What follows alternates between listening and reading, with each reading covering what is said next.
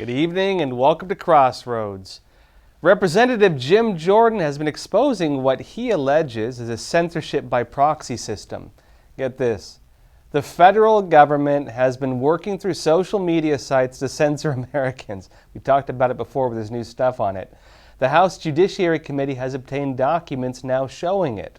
And Jordan has been releasing these documents publicly under the label of the Facebook files.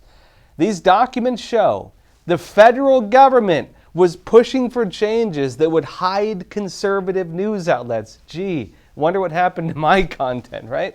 In favor, notably, of liberal outlets. One message notably suggests that Facebook could change its algorithms to achieve this. It states from the federal government, if you were to change the algorithm so that people were more likely to see New York Times, Wall Street Journal, any authoritative news source over Daily Wire, Tommy Loren, polarizing people, you wouldn't have a mechanism to check the material impact. Now, Facebook suggested that if the platform couldn't remove content, if they couldn't go all the way, they could potentially, quote-unquote, contain it. Now, Jim Jordan said the company admitted to the White House that it reduced content of certain posts, even if the post didn't violate the company's terms and contained true information. In other words, they were censoring truth, not just misinformation or even what they deemed as such. Now, part of this likely ties into what's now being flagged under the broad brush of government censorship. Look, the public often hears about misinformation and disinformation. There's actually a third category. Get this. Agencies are flagging this. It's called malinformation, malicious information. It's information that may be completely true, like the stuff Facebook was flagging on behalf of the federal government, but they deem this true information malicious. This definition could actually significantly broaden what government actors are able to flag through their public-private systems of censorship, which notably they want to expand. Now, the concepts described, this whole thing of malinformation, it's under the so-called censorship police at the government's Cybersecurity Infrastructure Security Agency, also known as CISA, C-I-S-A. It claims this. Foreign actors use misinformation, disinformation, and malinformation campaigns to cause chaos, confusion, and division. These malign actors are seeking to interfere with and undermine our democratic institutions and national cohesiveness. They want to divide us. They want to destroy democracy. Now look, misinformation is typically just outright false information. Disinformation can be things like false flags, lies sprinkled in with things that are otherwise true, or just false conclusions drawn from otherwise true information. One of the big problems we've had previously is who defines what is true and what's false. And notably, many of the people pushing for these things are themselves doing the very thing they claim to be going after. And the third category now, malinformation, is a whole other one. It extends to the powers of censorship and something that goes far beyond what we've seen before. It goes after content that may be totally accurate, completely true, but that could be labeled as hate speech or labeled as offensive. They found a way to censor, quote-unquote, hate speech. Now, when it comes to what any given person does these days, in other words, they could label this as malicious. The sky is the limit because, well, it seems something offends just about everyone these days.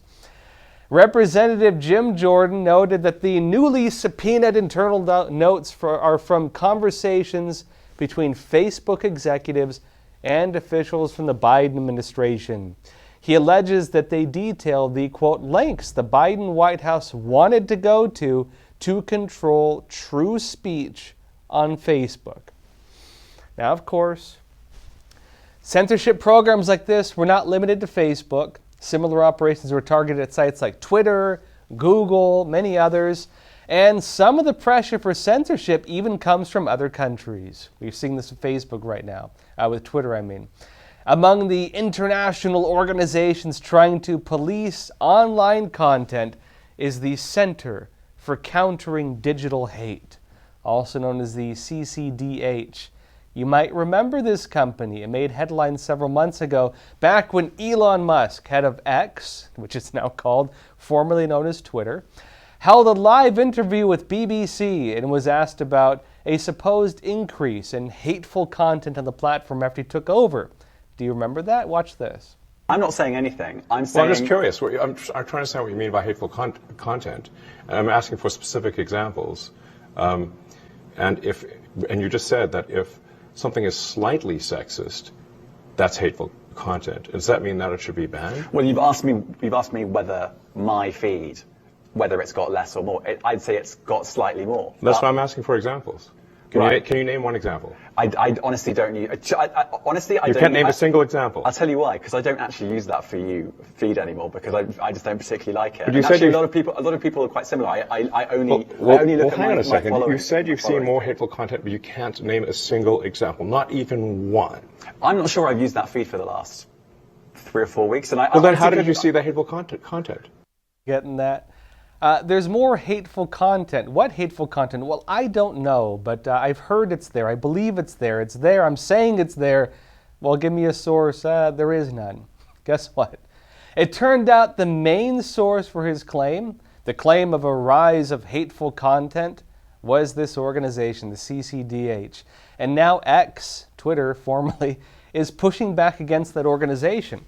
In fact, an official post from the X company blog states this: the Center for Countering Digital Hate and its backers, including many international organizations, have been actively working to assert false and misleading claims, encouraging advertisers to pause investment on the platform. X is a free public service funded largely by advertisers. Through the CCDH's scare campaign and its ongoing pressure to on brand to prevent the public's access to free expression, the CCDH is actively working to prevent public dialogue. Seems kind of hateful to me. The company alleges that CCDH even gained access to data on X without proper authorization and had violated the company's terms of service by scraping the platform. X is also alleging that the CCDH is actively working to prevent free expression.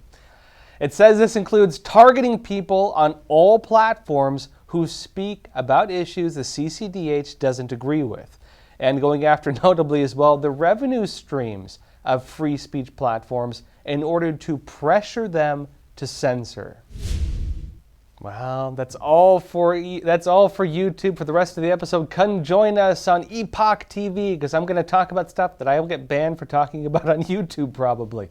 Notably, January 6th, a new video coming out that reveals that something may have, some funny business might have been going on. Let's put it that way. Trump is actually issuing a subpoena to get this new evidence, and it could be pretty serious when it comes to him facing trial in Washington over his alleged involvement in it. Big stuff. I can't talk about it on YouTube again, so join us on Epoch TV. We'll also be going into how Democrats are pushing for gender words like he and she to be removed from the U.S. legal code. And also in New York, while they're pushing to ban things like, for example, ketchup in napkins and stoves, we actually have a state of emergency here with the migrant crisis and some pretty serious stuff going on with that. Again, great interviews coming up. Join us on Epoch TV, epochtv.com for the rest of the episode. Link in the description. We have also a sale right now, so come join us, and I will see you there. People from 160 countries illegally cross the U.S.-Mexico border and give themselves up to Border Patrol. But what about the ones who evade Border Patrol? These are known as the gotaways. You can safely assume that anybody that went through the extra effort to avoid U.S. Border Patrol was not an asylum seeker by default. It may not be today, it may not be tomorrow, but somewhere down the road, if somebody rapes and kills somebody, and we find out that they came through here on my watch, that's unacceptable. These men had surrounded my house. They were banging on my back door. They were banging on my front door. You can't understand it unless you're out here seeing it every day. 21 dead bodies on the property. Code 3 response. Is it wrong to ask people to come to your front door of your home? Then why would it be wrong to ask people to come to the front door of our nation? Their primary goal is to circumvent the checkpoints, go undetected. People that do not want to surrender, those are going to be the potential terrorists, the criminals, the real threat to the U.S. We were hoping the federal government would step in and do something, but they didn't. We have no clue who they are or where they're going. That's the scary part.